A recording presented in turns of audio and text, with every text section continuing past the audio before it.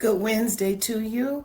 Welcome to Wow Wednesday, our communication vehicle for those things which we need to remember for the week, and a word from the from the Bible and how we can apply it to our lives. So, welcome to again to Wow Wednesdays, and I'm Pastor Vee, Pastor the proud. That's not a good word, but the honored pastor of the Carter Metropolitan CME Church in Fort Worth, Texas. It's wonderful to have each of you as you watch either today or before the end of the week, before you receive your Friday notifications and correspondence. Just wanted to spend a few moments with you talking about what's going on and what we need to remember, and some thank yous. And then we'll get into the lesson for today. So, first of all, let me say thank you to each of you who made it a full day on Sunday, who were at worship, either online or in person, and then came out for our trunk or treat, thanks to our Christian Education and Formation Ministry, for a wonderful, wonderful time of fellowship and fun for all of us, for the kids of all ages, on Sunday afternoon, right after church. And then thank you to those who then picked up the baton of your civic and your social responsibility. And together we went as souls to the polls so that we could vote in this very crucial and historic election.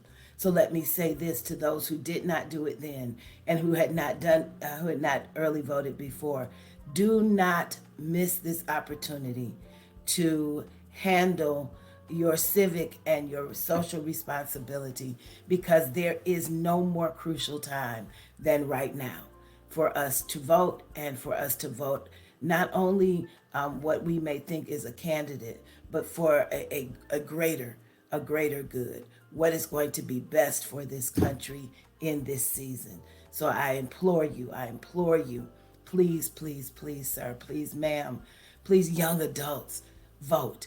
Vote. You may not agree with everything anyone says, but who's going to be best for us in this season, in this time? Please do it. Please don't ignore it. Please don't dismiss it. It's important. All right. Now, we want to ask that you would pray for those who are ill. I'm asking you to pray for Joanna Roberts, and we will, those of you who know already, I thank you for what you have already done and what you're going to do. And for the rest of us, let's just pray her strength and pray that she heals well. And we thank God for you and how you have embraced us both. And so please continue to pray for her. We want to pray for any other of those of us who are ill, those we may or may not know about, have not been given that information. We're glad that Sister Reed is getting better, and we thank God for that. We also want to pray for those who are bereaved, some who have been dealing with death for a couple of weeks, a couple of months. Grief has no timeline, so please continue to keep those persons in your prayers. And then please pray for Brother Royce Holmes. He is the son of Carla Crenshaw. His father passed away. I've spoken with him.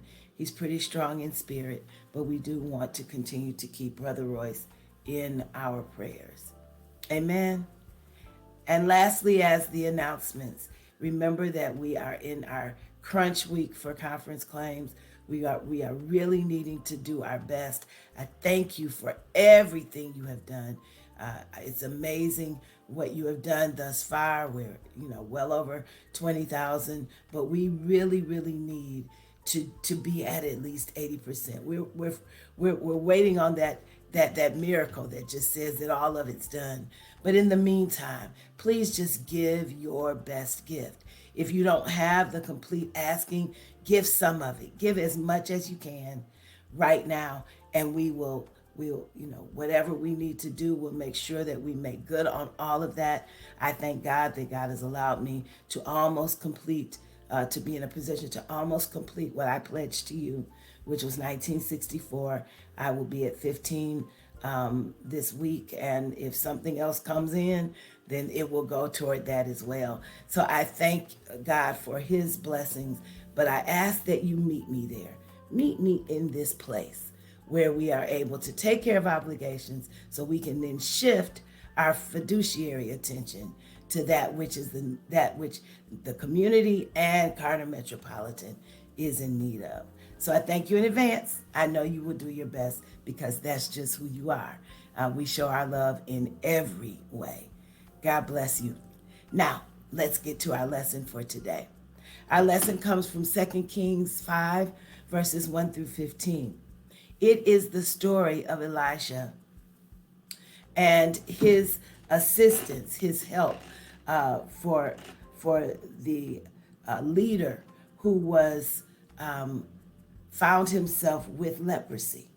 Leprosy was a horrible disease, and it was one that kept people away from others. And so, as we continue in our Old Testament study, we want to talk about what happens when Elijah is able to help this person who is a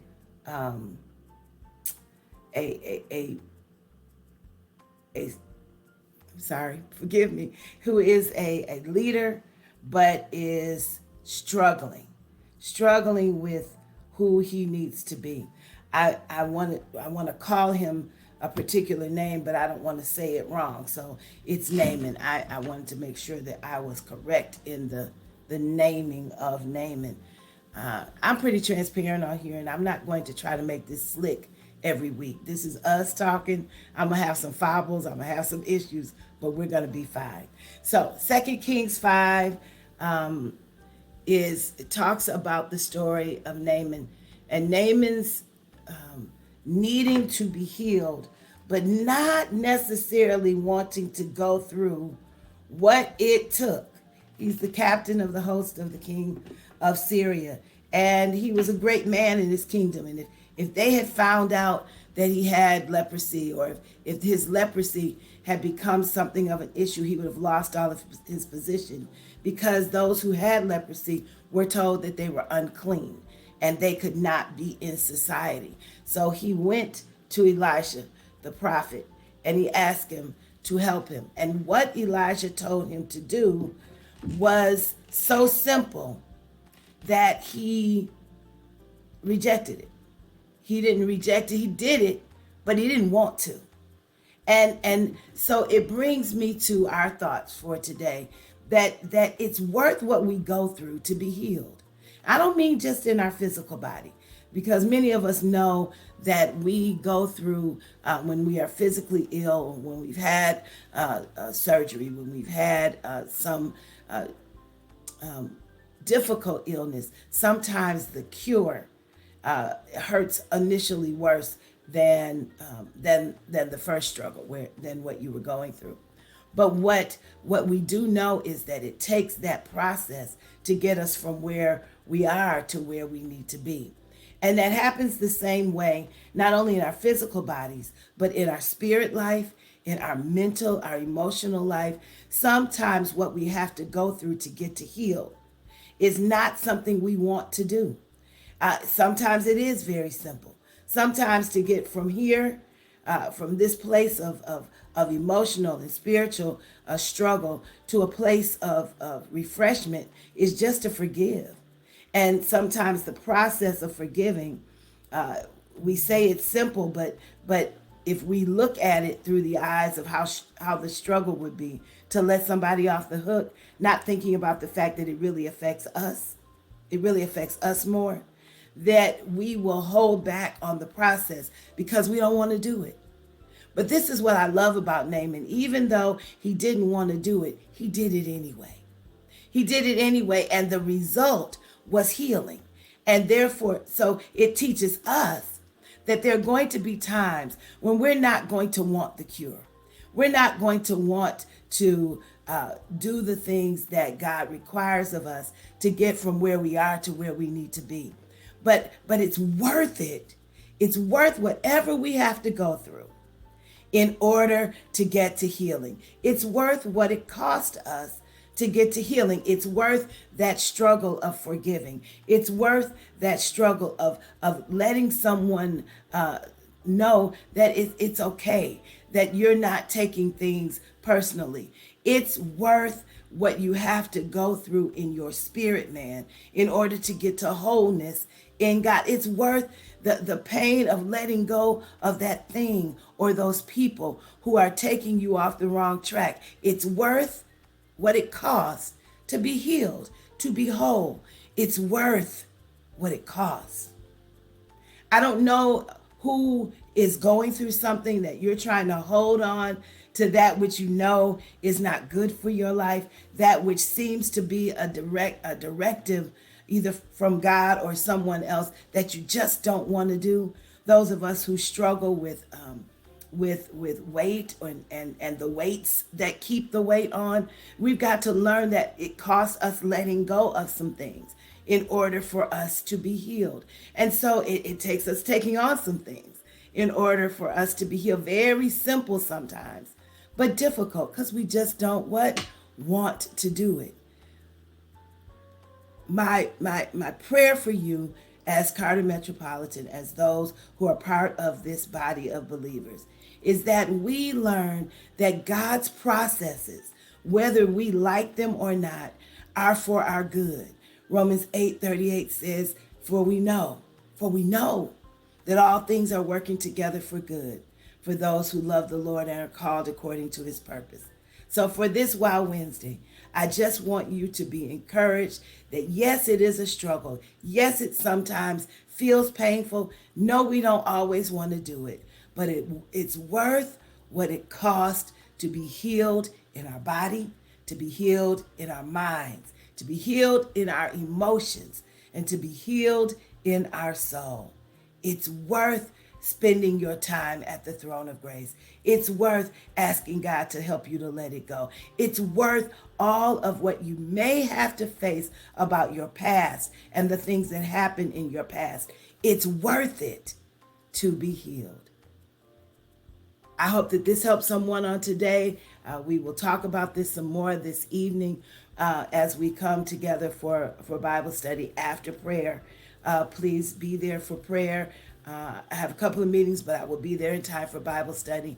I ask your blessings and your prayers again on Sister Roberts. I'm on my way back to the hospital now, but I want you to know that I know that God is able. So therefore, we're going to stand on God's promises, and we know it's worth it. It's worth what it costs. I love how God lines up life with somebody else's schedule, but it's worth what it costs to be healed. God bless you. Heaven smile upon you. Have a wonderful day. Have a wonderful evening if you don't get this till after work on today. And go forth knowing that God will give us direction that may not make sense, or it may not be what we want to do. But if we do it, healing is on the way. God bless you. Talk to you soon.